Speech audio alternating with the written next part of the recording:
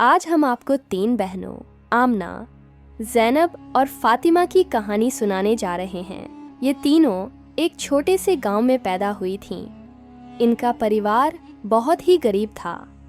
इनके पिता रियाज एक मजदूर थे जो दिन भर मेहनत करते, लेकिन इतनी कमाई नहीं हो पाती कि घर का खर्च सही से चल सके। इनकी माँ सलमा एक घरेलू महिला थीं जो अक्सर बीमार रहती थीं और ज़्यादा काम नहीं कर सकती थीं।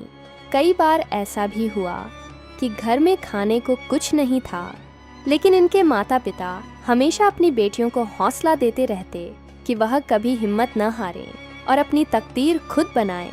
आमना सबसे बड़ी थी। उसका सपना था कि वह एक दिन एक मशहूर फैशन डिज़ाइनर बने। ज़ैनब को खाना बनाने का बहुत शौक था और वह हमेशा सोचती थी कि अगर उसे मौका मिला तो वह अपना खुद का रेस्टोरेंट खोलेगी। फातिमा, जो सबसे छोटी थी, पढ़ाई में सबसे तेज थी और हमेशा सोचती थी कि वह एक दिन टीचर बनेगी और दूसरे बच्चों की मदद करेगी। जब आमना ने मैट्रिक पास किया तो उसके पिता की तबीयत और बिगड़ गई। वह अब काम करने के काबिल नहीं रहे और घर के हालात और भी खराब हो गए। तीनों बहनों को स्कूल छोड़ना पड़ा क्योंकि फीस देने के पैसे नहीं थे। एक दिन सलमा ने अपनी बेटियों से कहा, बेटा, हम गरीब ज़रूर हैं, लेकिन अगर तुम लोग मेहनत करो तो कुछ भी हासिल कर सकती हो। अल्लाह भी उन्हीं की मदद करता है जो खुद कोशिश करते हैं। यह सुनकर तीनों बहनों ने तय किया कि वे कुछ न कुछ करेंगी ताकि घर की हालत सुधर सके। लेकिन सवाल यह था कि कैसे? उनके पास न तो कोई तजुर्बा था न ही पैसे। आमना को बचपन से ही सिलाई करने का बहुत शौक था।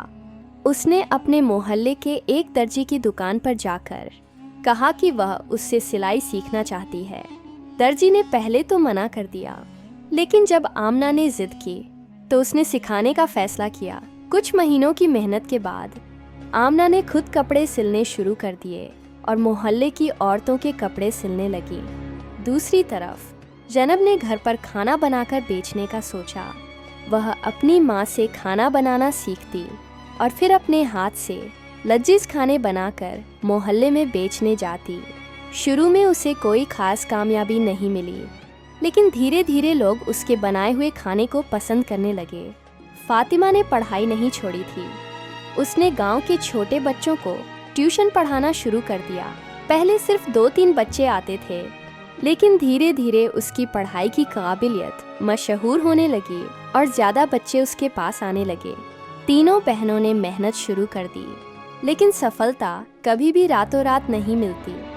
आमना को कई बार मुश्किलों का सामना करना पड़ा। कभी कभी उसके सिलाई किए हुए कपड़े खराब हो जाते और उसे दोबारा मेहनत करनी पड़ती। ज़ैनब के खाने कई बार बर्बाद हो जाते क्योंकि लोग शुरुआत में उस पर भरोसा नहीं करते थे। फातिमा को भी कई बार ताने सुनने पड़े कि एक गरीब लड़की बच्चों को क्या पढ़ाएगी, लेकिन तीनों बहनों ने हिम्मत नहीं हारी। वे अपनी गलतियों से सीखती गईं और धीरे धीरे उनका काम चलने लगा। एक दिन आमना को एक बड़ी ग्राहक मिली जिसने उससे कई कपड़े सिलवाने का ऑर्डर दिया। यह उसकी पहली बड़ी कमाई थी और वह बहुत खुश थी। ज़ैनब का खाना भी अब मशहूर हो चुका था और फातिमा के पास अब ज़्यादा बच्चे पढ़ने आने लगे थे। कुछ सालों की मेहनत के बाद आमना ने अपना एक छोटा सा बुटीक खोल लिया। ज़ैनब ने अपने खाने के काम को बढ़ाकर एक छोटा रेस्टोरेंट खोल लिया और फातिमा ने अपनी पढ़ाई पूरी करके एक स्कूल में नौकरी हासिल कर ली। अब वे तीनों न सिर्फ अपने घर के खर्च उठा रही थीं, बल्कि अपने माता पिता की भी अच्छी देखभाल कर रही थीं। एक दिन जब तीनों बहनें अपने नए घर में बैठी थीं, आमना ने कहा, अगर हमने हिम्मत हार दी होती तो आज भी वहीं होते जहां पहले थे। ज़ैनब ने मुस्कुराकर कहा, मेहनत और सब्र कभी बेकार नहीं जाते। फातिमा ने कहा, अगर हम खुद अपनी मदद नहीं करते तो कोई और भी हमारी मदद नहीं करता। यह कहानी हमें सिखाती है कि गरीबी कोई रुकावट नहीं है। अगर हौसला, मेहनत और सब्र साथ हो तो कोई भी अपनी तकदीर बदल सकता है। अगर आपको हमारी कहानी पसंद आई हो तो हमारे चैनल को सब्सक्राइब ज़रूर करें ताकि हम और भी हौसला बढ़ाने वाली कहानियाँ आपके लिए ला सकें।